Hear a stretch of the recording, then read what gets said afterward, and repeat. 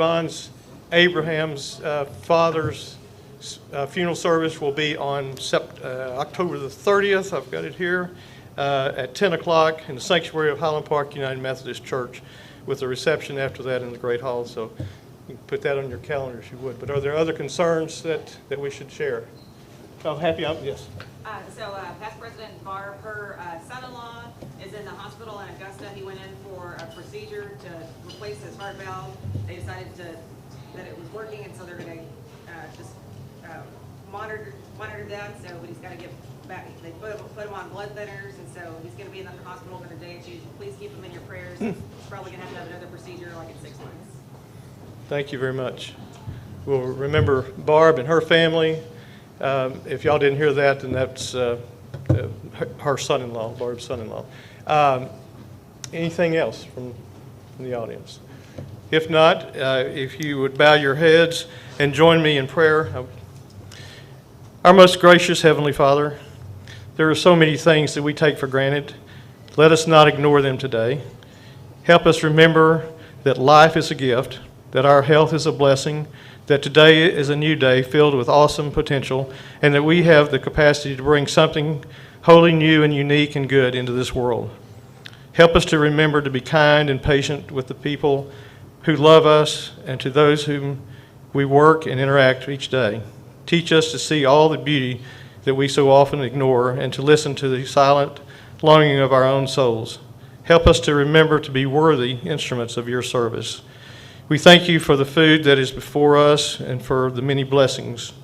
We thank you for the privilege of belonging to this Rotary Club, for the fellowship and support of our friends here today, for the opportunity to share ideas, but mostly for the opportunity to serve. We appreciate how blessed we truly are, with more than simply the necessities of life, with prosperity, with family, with friendship, as we enjoy the support within the family of Rotary.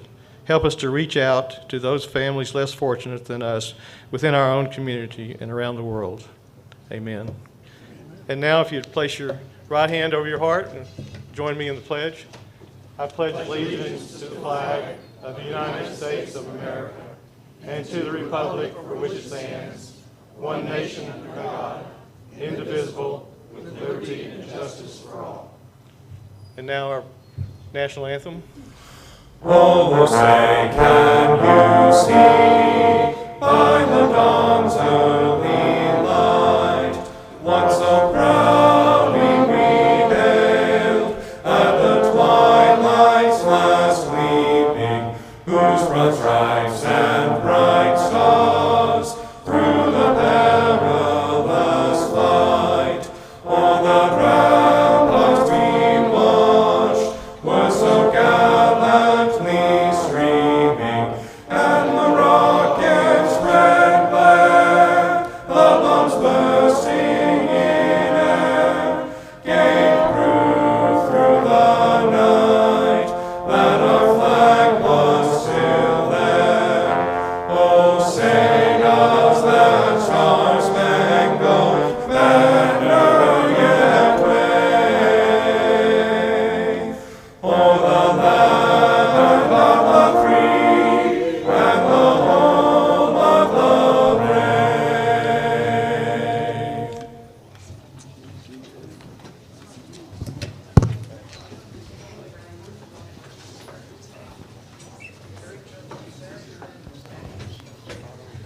Well, I'm sure excited to see you today, and past President Richard Stanford is now going to take the microphone around. If you brought a guest, if you'll please stand, you and your guest will please stand so we can make sure everybody gets introduced properly. Welcome. We're so glad you're here.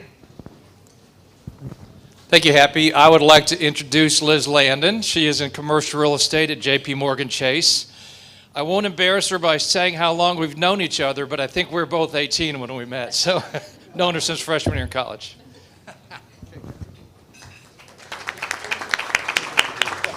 That's fantastic. So special. this is English. Pronounce your last name for me. Minter. English is, this is her first visit. And she's an interior decorator and also does feng shui, which of course is very important to my household. She didn't know that until just now, right? Anyway, she's been to Kiwanis, and she saw the light, and she decided to check out the Park Cities Rotary today. So please welcome English.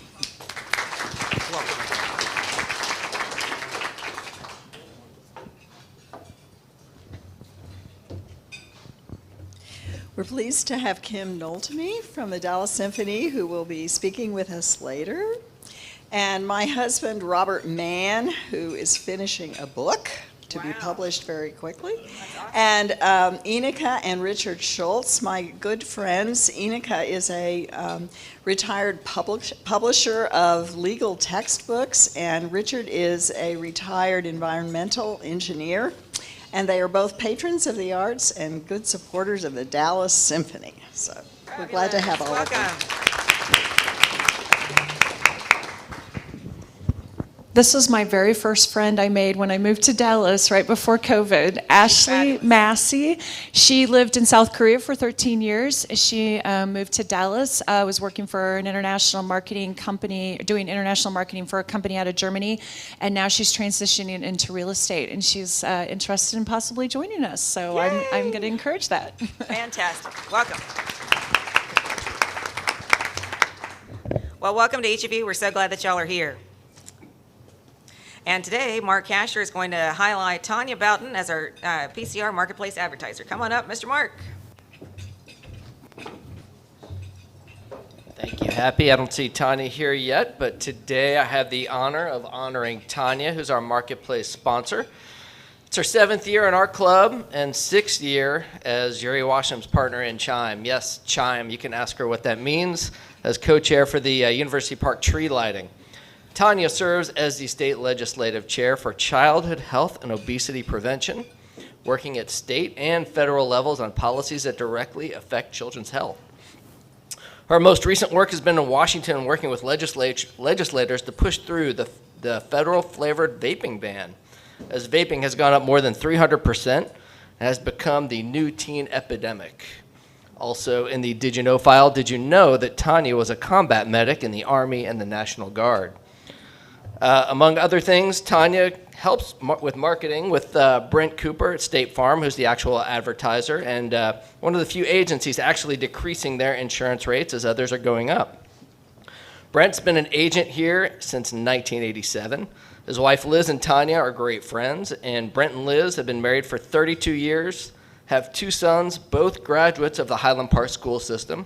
Also in Brent's Did You Know file, he was an Eagle Scout and father of 2 Eagle Scouts.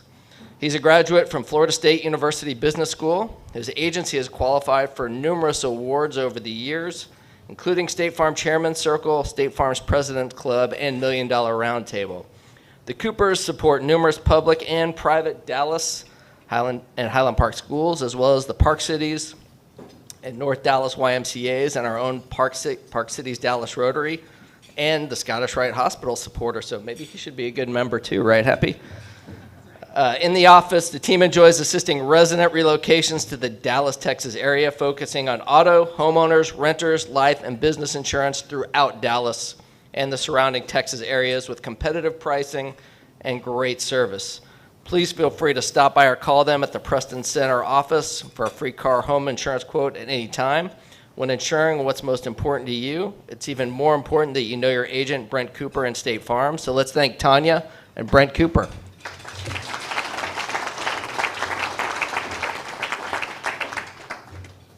And now it's time for Happy Bucks, where you share what you're really happy about. You can share any denomination of $1, $5, $100 bill, $50 bill, whatever you feel comfortable with. Sharing your happy news, something that you're really happy about this week. These funds go towards honoring our public service honorees that each month we're going to honor one person from HP, one person from UP. We're going to do that next week, and so you'll get to see those honorees next week. It's a great program, Happy. Thank you for starting this. I just wanted to say I had a birthday last weekend, and to celebrate, I talked my son, my teenage son, into going with me to make a trip to the Holy Land. So we did. We took off. We drove down to College Station Saturday, spent the day there, saw a lot of, let me get my wallet out. Spent the day there, and we had a victorious outcome of the game. Maybe some of you heard about it, but it was quite a celebration for my birthday. So I'm very happy about that. Congratulations. I got one, and he brought it up, but I'm going to give $10 for getting humbled over that game. Thank you. Okay, let me get. Thank you very much. I've got happy bucks for, I want to say thank you to all of our sponsors for the marketplace and to Sarah Ollier for becoming the last sponsor, taking the last spot on the back of the hub. Way to go, Sarah! Yes, all of our spots are filled, so thank you. We can always find more room on our hub for more advertisers, so please contact me if you have interest.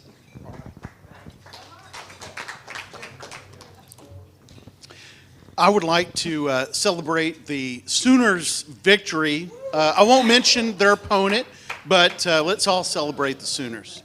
Go Sooners! I put so much in the box that it broke it. Wow! Thank you, Jim. Hold it like this. All right. Football has been very profitable for Happy Bucks. Fantastic. So I too celebrated a birthday last weekend, a very special birthday, I might add. And I'm an Aggie mom, so we're happy about the win too, as well as celebrating 23 years of marriage earlier this year. So Congratulations. You don't look old enough to have been married for 23 years. Great skin. Okay. Wow. Awesome. And I will say, I got an email from C.C. Colley. He had to watch delayed, but he was so excited to see our wave last week in honor of his getting better. He emailed me and said, what fun. And so C.C.'s progressing, so he's doing fine. Yeah. Yeah. That's right. I want to celebrate SMU's victory over Navy. This needs to be said. Here's $5. Well, that is impressive, really. Very cool. Okay, I think that. Fantastic. And now, 6-0. That's fantastic. And now if Miss Tanya will come up, she's going to introduce new member Max Clark. Come on up, Tanya and Max. I'm so excited. She's going to present Max with his new member folder.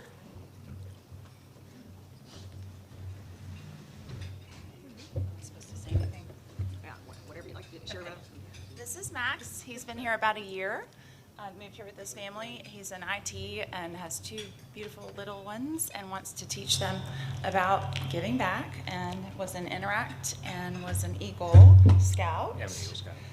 Is still, I guess that's like a forever thing. Yes. Eagle Scout. Just So- like a Marine. And being an Army veteran, I get that. So anyways, please welcome Max.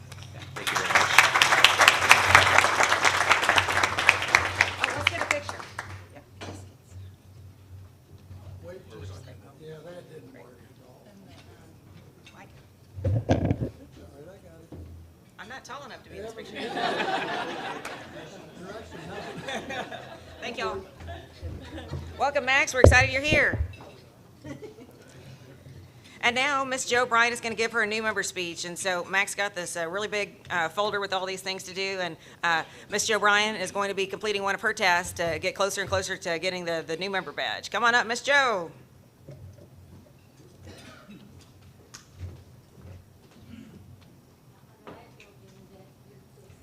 Yeah, you're going to be great. Hi, everyone. This is the tallest I could get, okay?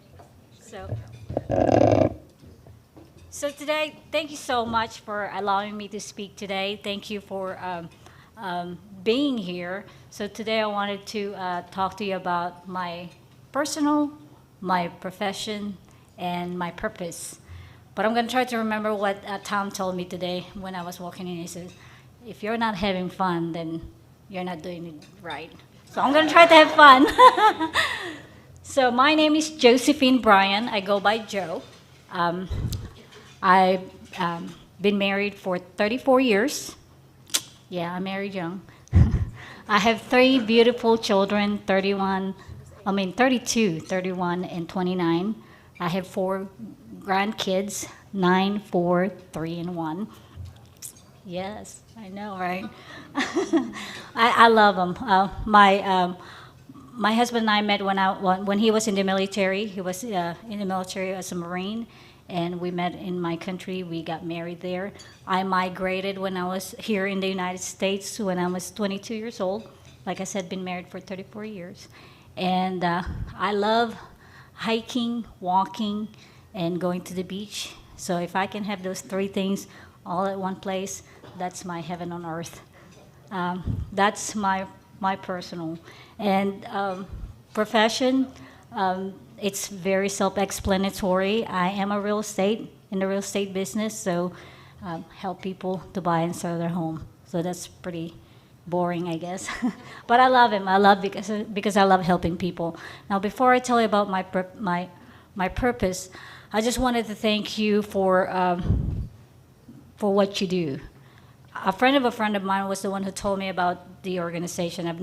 I don't know anything about the Rotary Club, nothing like that. And this friend of mine told me she's from the Philippines. She's actually one of my high school friends, and she's a member of the Rotary there, and she told me about it. So sure enough, I look up the Rotary, and it's this organization, the Park City, is the one who first came out on my search. And I read about it, and it just really was, I was drawn to it. I called, fill out an application. I called, Dan called me back. He's so friendly. Dan is so friendly. And hooked me up and attended the first meeting. And the first one I met, this handsome hunk named Tom. He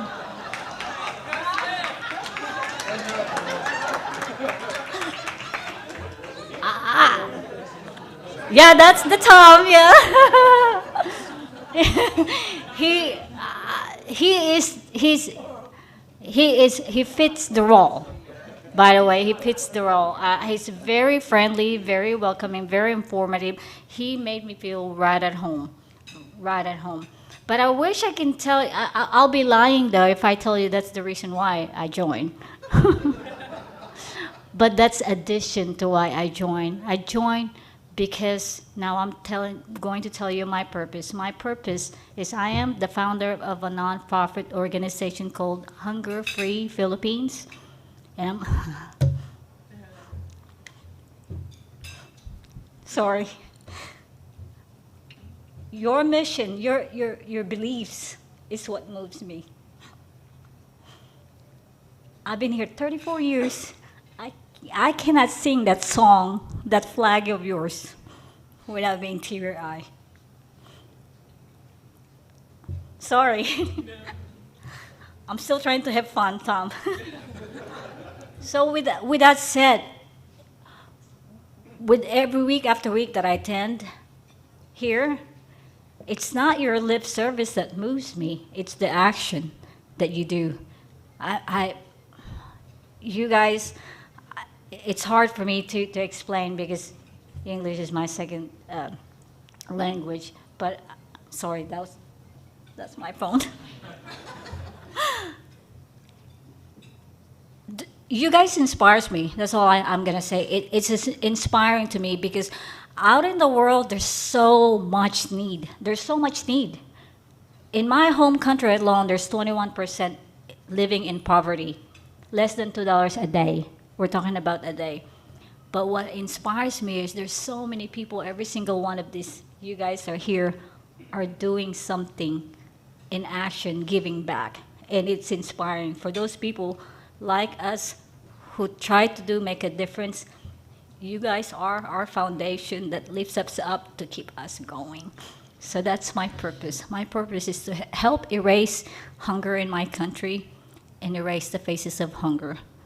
Thank you so much for allowing me to be here.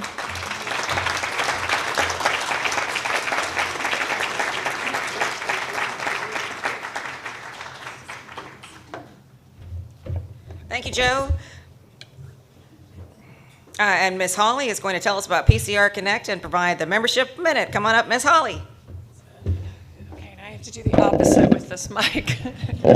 Hi, I'm Holly Hollenbeck, and I'm here to tell you about a couple things. We have a really fun networking event on the 21st, PCR Connect. Even if you're retired, we would love for you to come because you can tell us a lot to help us all in our careers and our professions. So we welcome everyone, whether you're employed in networking for your business or not. Please come to PCR Connect at HILLSTONE. So it's at HILLSTONE 5 to 7 on the 21st. Then I also need to mention that this afternoon at BOUGHTON, we could use some volunteers at 3 o'clock for just about an hour and a half to pack some meals. So if you could head down to BOUGHTON, we could use your help today. And then finally, I'm going to give you your membership minute. So some of you may know I'm the district membership chair for the next year, and I've been asked to stay on for, and they may not want me to, but for a 3-year term. But I'm doing my best to help the clubs throughout our entire district grow. And who knows what our international president has said this year about membership? Who knows what his phrase is this year? Anybody? Oh my. Yay, help us. Oh my. Each one, bring one. Each one, bring one. So I challenge all of us. I mean, we have an active growing club, right? But we know people that maybe live in different parts of Dallas and in the community. And if we encourage them to attend a Rotary meeting, whether it's at Park Cities or in their neighborhood. We have 60 wonderful clubs in our district. And if each one brings one, just think, we could double the size of Rotary in our district in 1 year's time. And so I challenge you, each month, if each one of us brings a guest, okay? There's 12 months, right? That's 12 guests. And if out of those 12 guests, you could get one of them to join, you've done your duty this year for our international president. So if each one brings one, we can literally double the size. And why is that important? Because our district is shrinking. Internationally, Rotary is just hanging on. In the USA, it's shrinking. And if we don't start doing our job, they say statistically Rotary will not exist in 30 years in the United States of America. It horrifies me to think that, because as we got teary-eyed with our new members, as a long-term member, you guys understand how important Rotary is. And so we have to do our part as Rotarians to bring a guest once a month, bring a member in once a year. That's all we're asking of you. And we can get it going the right direction in the USA and in our district. So that's my membership minute, and I thank you.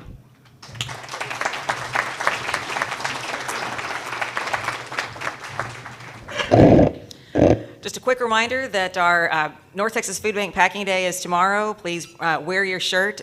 Stan tells me all of the slots are filled. Is that right, Stan? Where's Stan? All of the slots are filled. Way to go. So wear your Rotary shirt. They extended the peanut butter drive till next Friday, so somebody brought peanut butter. That's great. Feel free to bring peanut butter next week. You can buy it online also, and so who knows? Maybe we'll win the contest.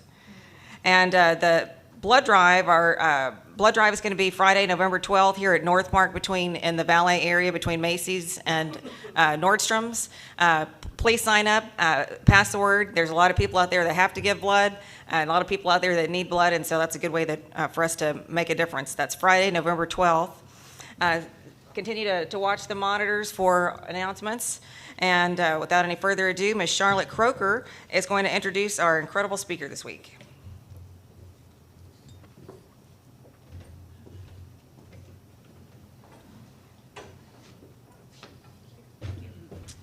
Thank you, Happy. Well, I'm a pianist, and my husband's an organist, and both of us would say that you can make any music you want to make on both of our instruments.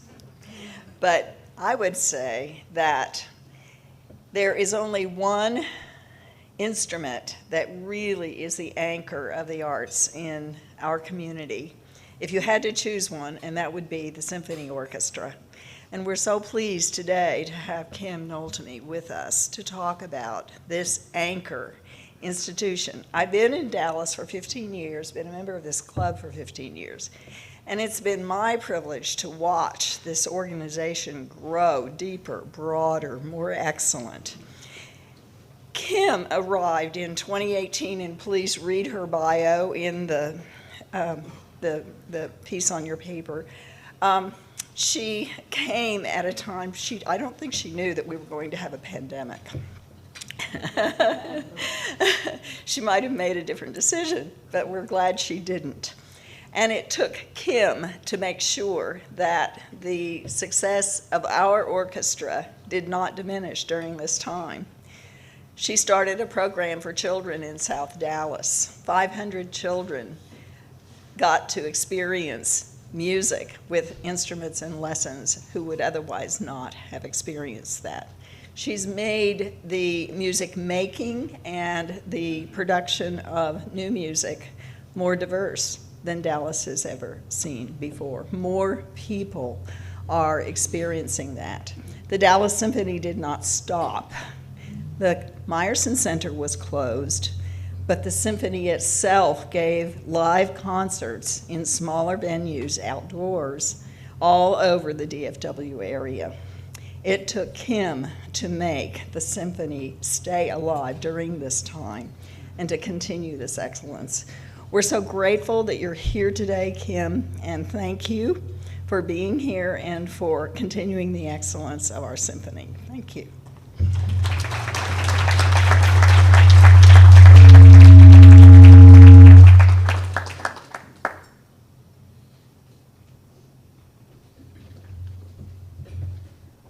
Hello, everyone. Thank you so much for inviting me to speak with the group today. It's an honor to be in front of such an important group. I am so lucky that I decided to move to Dallas, Texas. I came here 3.5 years ago from Boston. I was at the Boston Symphony for 21 years, and I was the chief operating officer, and I was looking at various orchestras for my next position. And there were 7 orchestra slots open at that time, which is unheard of in our business. And I talked with the folks in Dallas, the people on the board here, and I said to myself, this is the place. This is the place where people want to have the ambition to go to the highest level possible and to be part of a community. And so I have not been disappointed since when I first came, which was January 2018. I met with a lot of community leaders, about 200 or so, along with board members and schools in the area, just to find out what did people think of the Dallas Symphony and what could we do better. And we got all that information and we worked with the board and put together a strategic plan.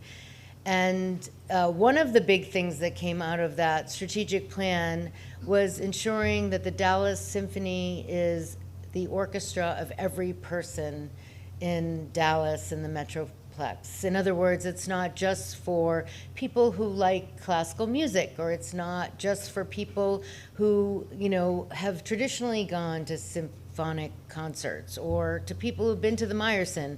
It's for everyone. And part of being for everyone means that there has to be knowledge of the organization, appreciation, respect, and we have to commit to be part of the community every single day.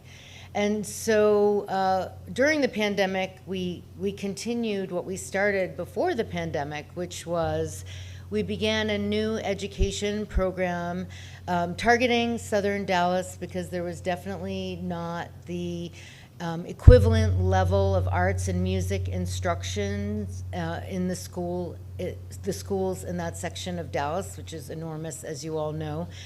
And we already had many, many education programs throughout the city, bringing the kids to the Meyerson, bringing musicians to the schools, but we wanted to focus on this area. And we brought a program that, believe it or not, started in Venezuela, of all places, in that it was a socialist government, and here we are taking a really important program that they developed in that country to Dallas. And that program is more than just a music education program, but a social justice program. And the reason it's a social justice program is because you don't just have a student, you have the student's family. They become part of your family. And so We launched the program and had 500 children and their families participating in this program just before the pandemic started. And what this involves is every single kid getting an instrument and 8 to 12 hours of music lessons a week. Music lessons aren't just playing the violin or the trumpet, it's also learning to read and write music. It's doing drum circle and singing so that if they end up not wanting to play their music in the long run, they have other musical knowledge that they can participate in groups and different activities for the rest of their lives. It also involves connecting with mentors. So children become mentors to each other. The older kids are mentors to the younger kids. The children who are in the program for a longer period of time become mentors to the newer children.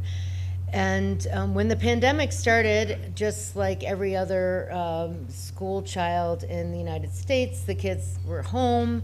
It was a difficult situation for many families. You know, the kids had to do homeschooling, and their parents weren't necessarily thrilled about this for many reasons. Like, they didn't want to be a teacher themselves, but they had no choice.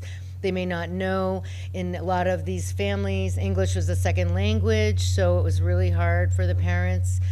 So what we did was figure out ways that we could help the families. So we went and knocked on their door and had our masks and stood apart from each other and asked, do you have internet? Do you have devices that you can actually do our lessons online, school online? And we gave them iPads, we gave them hotspots, and we actually would tune their instruments. If they had a string instrument, they probably didn't know how to tune it that well. So we also bought food for the families every week, because if you know anything about the school lunch program, a lot of families rely on the breakfast, lunch, and snacks at after school and the school lunch program. So for 6 months, when things were their worst, our board members, chorus, orchestra members, and staff got food, secured food through various ways, through donations and sometimes purchasing it from cash donations, and we delivered the food to their homes every week. So this is what I mean when I say that this is a family. This isn't about just joining a program. If you don't show up, we notice, we call you. If you don't answer the phone, we go to your house. And I can say that I personally know probably 40 or 50 of the families from my time interacting with them. And the children, obviously during the core part of the pandemic, were home doing lessons online, but now we're all back together. And we have the programs in the after school, and they're doing concerts every couple of months. And if you see these kids play, it would, you know, blow your mind, because literally they just picked up an instrument 2 years ago at most, and some even more recently than that. And I was so inspired that I actually started taking cello lessons, because I was so embarrassed that I have not been doing anything very musical for a long, long time, that I was kind of like, these kids were telling them to practice, or telling them, you know, to dedicate time and energy, and I should practice what I preach. So that was a very exciting and energizing program for all of us. And during the pandemic, I think it kept us going, that we had this purpose to connect with all of these people. And of course, we wanted to connect with many more people than that, including our core audience and our board members. And everyone was so generous and kind to us during that time that we were the only orchestra in the United States that continually had concerts the entire time during the pandemic, which is a pretty significant thing. And part of the reason we could do that is because UT Southwestern partnered with us and helped us test the musicians every single day. before people were vaccinated so that they knew they were safe, right? I mean, part of doing a great job when you're working together as a group is to have everyone feel relaxed and good about what they're doing. And that can't happen if you don't feel safe and relaxed. So we had that. Our staff were also able to get tested so we could work and go out in the community. And as Charlotte mentioned in her wonderful introduction, we had more than 300 concerts outdoors. And in a way, it was a breakthrough for a very formal organization, right? Orchestras have a lot of rules and schedules and all that. So to break through all of that and just get people to volunteer constantly to do concerts in people's front yards, backyards, out on the street, in the park, wherever an audience would come. And the community around that, which was, would you like to have someone play in your yard? Yes, well, please invite your neighbors and your friends. And then all these people who had never really seen the orchestra were so thrilled, especially because there was nothing else happening anyway, so this is really even more exciting than anything that had been going on. And then they got to talk with the musicians, which was a whole nother thing, because I can say when I first joined the orchestra world, I was terrified of those musicians. They're so smart, they're so skilled, like, what do I know compared to them about music? Yes, I go to concerts, but I don't really know anything. And you know what? They're not like that at all. They're just like anybody in this room. They have their kids, their family, their church, their special projects. Some of them are woodworkers as a side hobby. Some of them are cyclists. The cyclists drive me crazy because they always crash into things and then they're out for 6 months because they have a broken arm. And I really think there should be a rule in the contract that says they're not allowed to do that. But I haven't been able to get that done. Fitness is good, cycling is not good. Skiing, I'm against that for orchestra members too. But anyway, that's an aside. So I talked about what we were doing during the pandemic. We got a lot of national press for this. We were written up in the Wall Street Journal, the New York Times twice, the Washington Post, and all the online, parts of that, not just the actual paper itself. And Associated Press did a couple of features on us. NPR nationally did some features on us. And it's sort of this, happy moment of, wow, we all got together, we joined together to do something special, and we were recognized more than the Dallas Symphony has been recognized across the country, other than when the Meyerson opened. And that was a really cool and exciting thing, and I think that that's propelling and energizing the orchestra and all of us to this day. And a result of that was that Bloomberg Television said that they wanted to host a 3-concert series of the Dallas Symphony. So that's international network, and some of you may be familiar with it and others not, but it's a cable station, and they have a worldwide following. And so we just taped one of the concerts last weekend with jazz trumpeter Chris Bode. We have a Mozart program next month with our music director Fabio Luisi that we're going to have on. And then we have, we have a holiday show that we'll have. So it's just kind of this wonderful story of everybody doing their very best, working together, having a positive attitude, getting accolades for that, and then having that develop into more and more. And another example of that is you may or may not know that the Metropolitan Opera Orchestra, which is probably one of the most renowned orchestras in the United States, was unpaid for a whole year. They actually just didn't pay them. And they couldn't play, but a lot of orchestras paid 60% or 50% or 70%, whatever they could do. Obviously, they wanted to show that they love their orchestra members, which are the core thing that they exist for. And so they were out of work for a year, and our music director, Fabio Luisi, used to conduct there in a titled position. So he asked me, what can we do, Kim? Can we do anything to help them?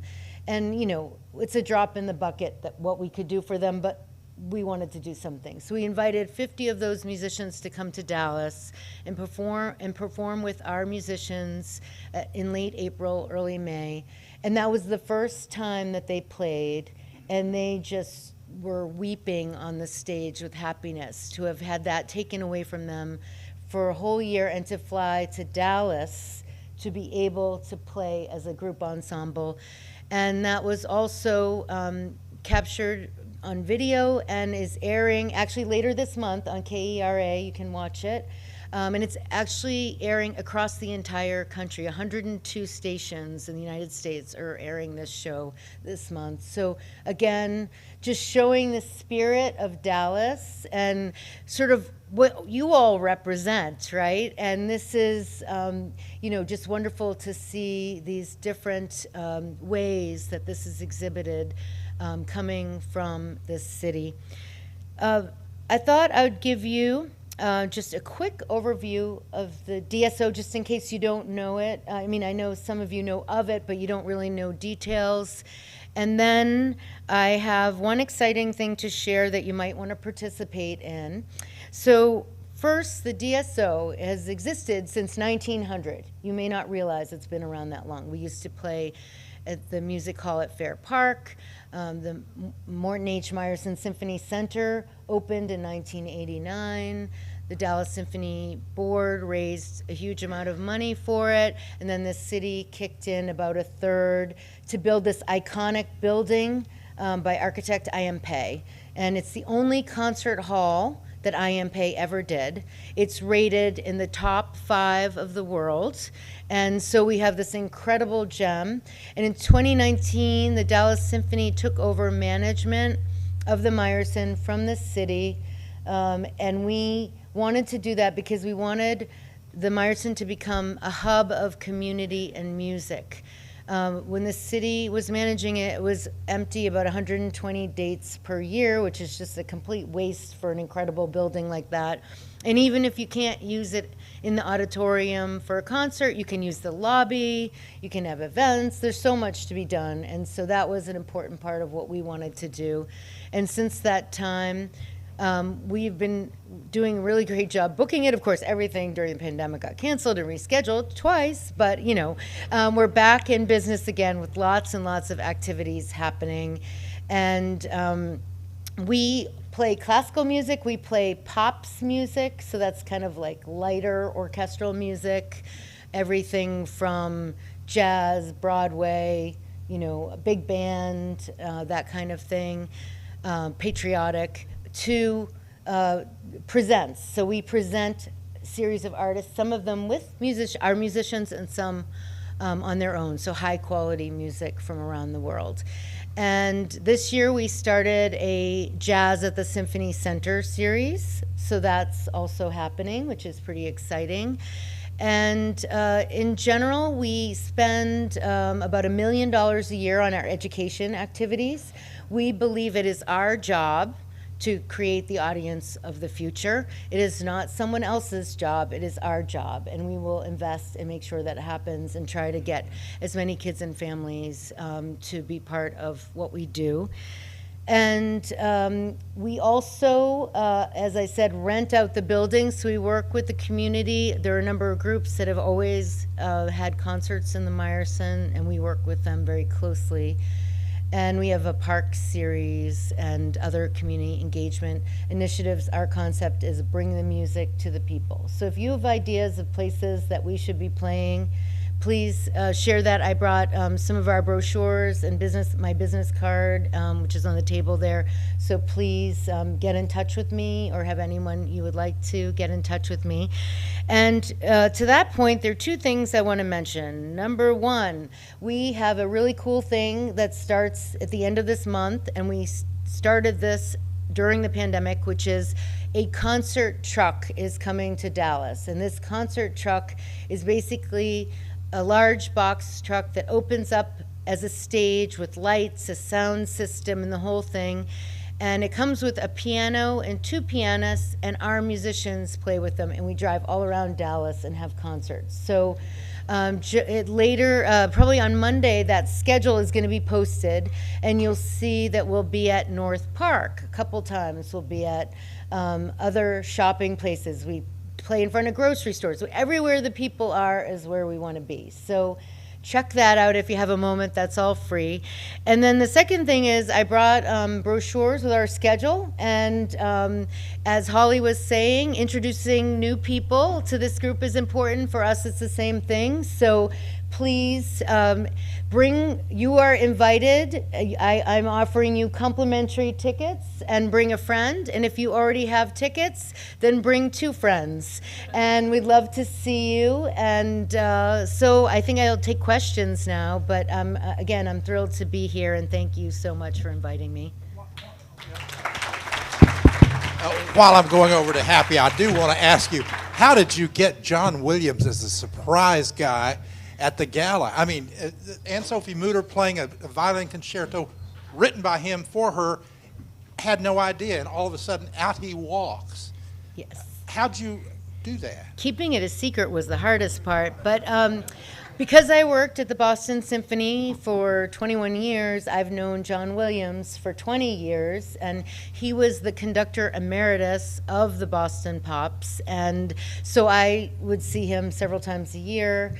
And so Anne-Sophie Mutter, the violinist from Germany, called and said, "This is what I want to play for a gala. Would you like me to do it?" And I said, yes, because at that moment I knew I could call John and ask him to come to Dallas. He doesn't travel very much, but because he loves Anne-Sophie Mutter, it's his piece, and he knows me, which means he'll feel comfortable and know that it'll be like a really positive environment.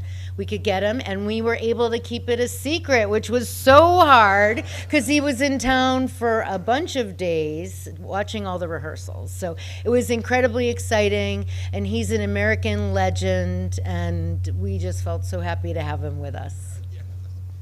That's awesome. As a former bass player, I just want to know, so what do you think about the cello? Well, the cello is extremely difficult. My fingers do not seem that coordinated. I did think I had a lot of eye-hand coordination before I started playing the cello, but I've learned that I have a lot of work to do. But it's been fun, you know, it's using my brain, and, you know, I mean, I don't know if I'll ever be ready to actually play in front of someone, but, you know, I'm not using it as furniture, at least. Kim, you mentioned all the emphasis on education. So how has there been any success in educating and building locally artists that are actually in the ensemble of the DSO here locally, like from SMU or other students? We do work with the local colleges, especially SMU. We started a program with them this year, and many of our musicians are teaching at SMU. And what we want to do is develop that further. Also, same thing with the performing arts high schools. Give the children the opportunity to play with our musicians sometimes and have our musicians have a mentor relationship. We believe that that's a really important part of our responsibility, and we're doing more and more of that. And for years, the DSO was not doing as much of that, but that's a core part of what we're doing now. Yeah, I got a kick out of an article in the New York Times that New York City and Dallas were doing musical chairs because our director moved to the New York Philharmonic and the Metropolitan Opera director moved to Dallas. Yes, well, that is true. So Jaap van Zweden, who was here for 10 years, as you all I'm sure know, because he was a highly visible figure. Yeah, he left to go to the New York Phil, and which is wonderful and exciting. And then Fabio Luisi was the principal guest conductor at the Met Opera, and he came. We got him, I should say. It's not like he came. We stole him from the San Francisco Symphony, who desperately wanted him. So we were faster and smarter, and I'm proud of that. So a comment and a question. The comment first, I thought it was really genius that you all moved the symphony store from the lower level to the to the main level of the Meyerson, it's much more visible, and I'm sure it's doing a much better business. So that was a smart move. A question, my wife and I, longtime season ticket holders, she's a member of the Dallas Symphony Orchestra Guild. We've always enjoyed the talks before the concerts, which I know had to be suspended. Question, when will they resume? So we're planning to resume those talks in January, and actually Fabio Luisi has an idea to have some of the talks on the stage, and he wants to participate. So when we relaunch in January, it'll be a combination of the old way and the new way together, and we're excited about that. And thank you for noticing the shop. When I came to Dallas, I was like, wow, this is the cutest little shop, but nobody can fit in it. We've got to find a better spot. And I saw this enormous lobby, and I was like, we've got to be able to find a place up here, and it is working better, for sure. But thank you for noticing. Now I got something online this morning. I haven't seen the brochure. A lot of holiday stuff. But what about New Year's at the DSO? Tell me more about that. That could be a fun New Year's Eve. Yes, well, New Year's Eve, of course, is such an occasion, and the great thing about the concert that we have, which is always trying to be lively, but a lot of Viennese waltzes and kind of that sort of energy and excitement, we do it relatively early, so you can go to something else after if you'd like. But a couple of years ago, we started a post-concert sort of party in the lobby with dancing and a band. So you can go to the concert, and then you can have, you can hang out with us if you'd like and make a whole evening of it. And we also have, you can have dinner before or after or whatever. So it can be really fun. Oh, I'm coming. I saw that and went, I know where I'm going. Anything? Great. Well, thank you all. It was such an honor and a pleasure. And thank you, Charlotte, for inviting me. Please stay, please stay. Okay. Thank you so much. You were absolutely fantastic. I look forward to getting a picture with you afterwards, after the meeting. Book is being placed in your honor at McShan Elementary. Oh, wonderful. Thank you. Thank you for all you're doing. Thank you. It's really amazing. I'm so glad you're here. Thank you. So nice to meet you. Great to meet you.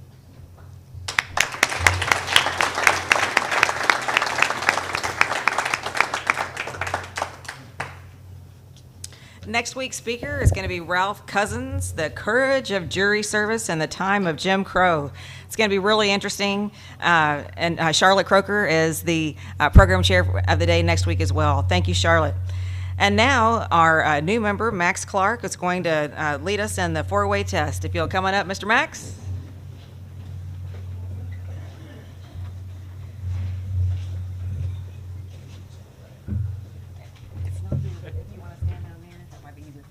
I can actually see. Okay, great. Sure. Go, Max. No pressure, thank you. I don't know if is the truth. Is there concern for the good of friendship, for the good of beneficial to all concerned. Hey, Max, come over here and ring the bell. Ring us out here. Give that thing a big clap, too. Have a great Friday. Thank you very much. Do you have a quick second? Yes. So I hear that you were in the Army? No. Okay. So are you in the military? No. Okay. I was going to say, we have a military. Oh. Excuse me? Thank you. No, it was a comment, Eagle Scout. Eagle Scout. Okay, So, great. Boy Scouts. Super. Well, we have a military veterans team. If you're interested in joining that, just let me know. Okay, thank you. Thank you.